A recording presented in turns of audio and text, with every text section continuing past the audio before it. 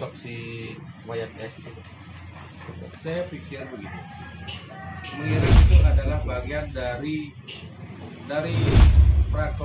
rekonstruksi yang saya pelajari. Itu adalah pada saat ini kemungkinan yang saya analisa sendiri, itu kemungkinan pada saat perebutan pedang di antara mereka dengan Benny, tersentuhlah ada kepalanya dia, begitu, kepalanya si Wayan.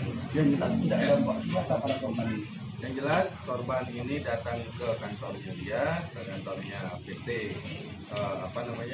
Beta Mandiri itu, dengan tujuan adalah menyelesaikan permasalahan dalam rangka meminta atau memohon keringanan waktu di dalam pembayaran, apalagi dalam situasi pandemi COVID-19. Ya. Dari 6 tersangka yang sudah ditangkap ini, apa masih ada tersangka lain menurut korban yang belum ditangkap?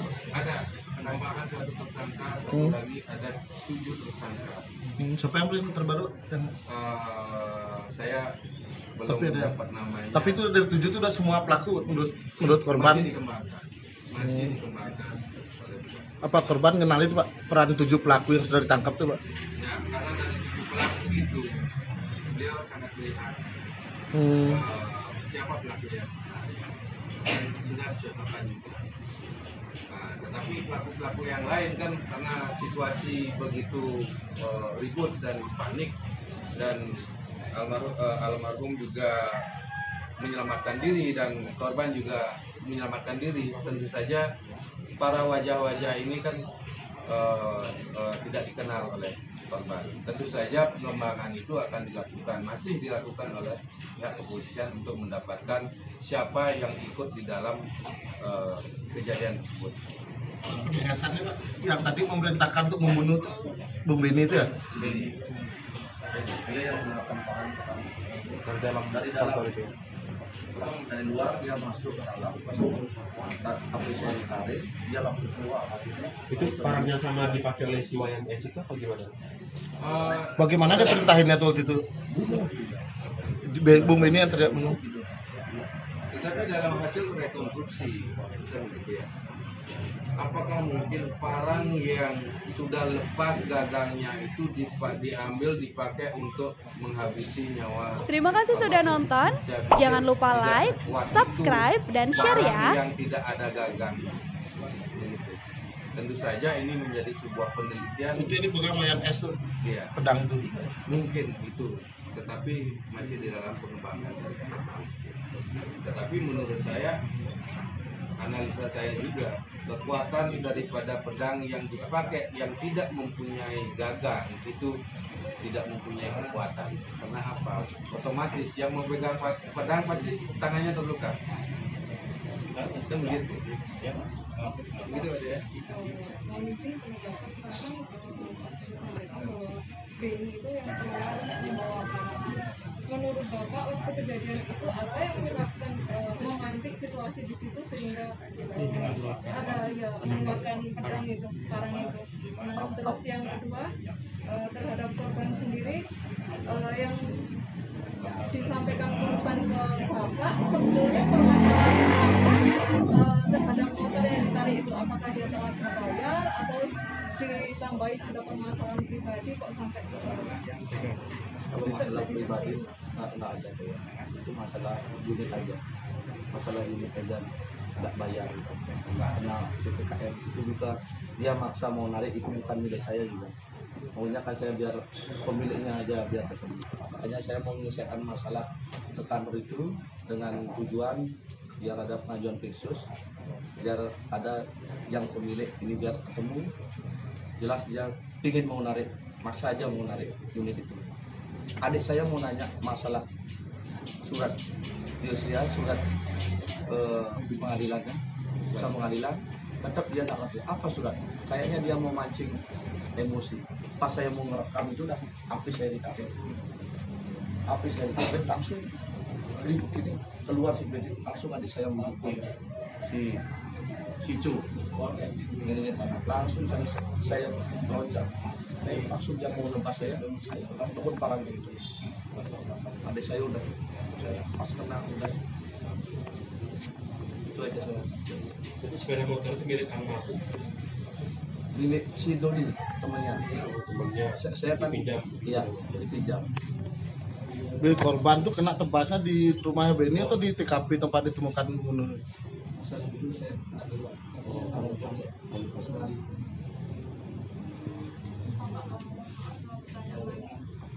Bapak dengan kejadian itu terluka di bagian mana saja dan selama kalau yang adiknya itu terluka di bagian mana saja wanita diperlukan terus sama terkait adanya fotografi itu yang benda kayak sama runcing itu apakah Bisul itu kamu melihat adik bapak atau gimana? Itu yang jelas dan saya intinya luka. Semua dada di bawah.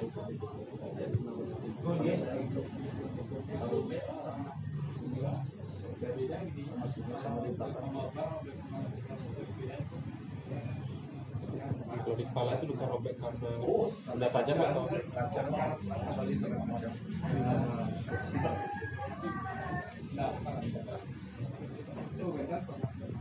Jadi perlu saya tambahkan, almarhum itu tempurung kepala ya akibat pedang.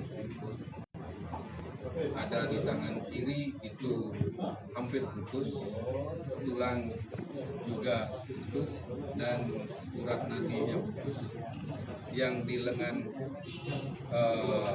atas itu juga jaritan 17, 11, 17 di sini, dan yang kepala belakang berapa nih? Kepala belakang 2 tebasan ya. Oke, yang sebelah kanan tangan kanan itu ada 8 ya, 8 jaritan.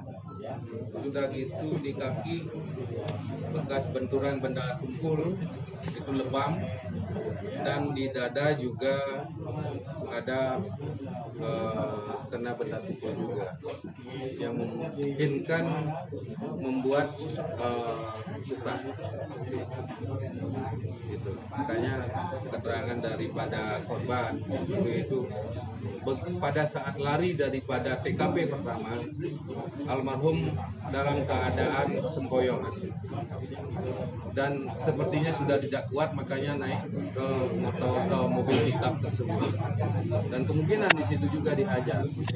Nah, maka dari itu dapat saya analisa lagi bahwa darah yang ada di jalanan itu tidak ada berkejaran, kecuali yang hanya pada saat di mana almarhum tergeletak. Itu membuktikan bahwa almarhum ini dihajar dulu, baru dia habis. Itu analisa saya. Kalau saja cucuran darah itu ada di dalam jalanan, otomatis pasti ada ini gitu. Nah, maka dari itu saya yakin yang menebas almarhum ini tidak satu orang. Pak, mau tambahan Pak, korban kan sempat bawa senjata tajam itu. Ya. Itu dikeluarkan pas mulai penyerangan di Jalan Subur atau pas sudah? Mungkin pada saat lari dari kantor PT Beta Mandiri ini. Mungkin dia ditaruh di tas kan begitu untuk membela diri pada saat almarhum diserang di situ. Gitu. Kalau yang diinfokan pas di warung itu mereka dikejar lagi, itu memang berapa orang perkiraan yang mungkin korban ketahui itu? Seperti keterangan korban itu kisaran 20 orang, tetapi yang mengejar memakai motor itu ada 3 motor berboncengan dan semua membawa senjata tajam. Pak Des, ada yang bisa tambahkan? Ya, silakan.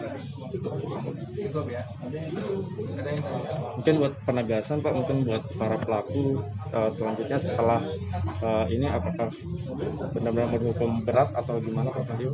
ya, kami bersama tim hukum yang lainnya dan dari pihak keluarga juga berharap pihak kepolisian memasang pasal yang sangat seberat-beratnya, di mana perkara ini akan dilimpahkan jadi P21 ke kejaksaan, akan siap untuk disidangkan. Tentu saja ini menjadi bagian dari kita di dalam penegakan hukum untuk mendapatkan sebuah keadilan untuk masyarakat. Terima kasih Pak. Ya.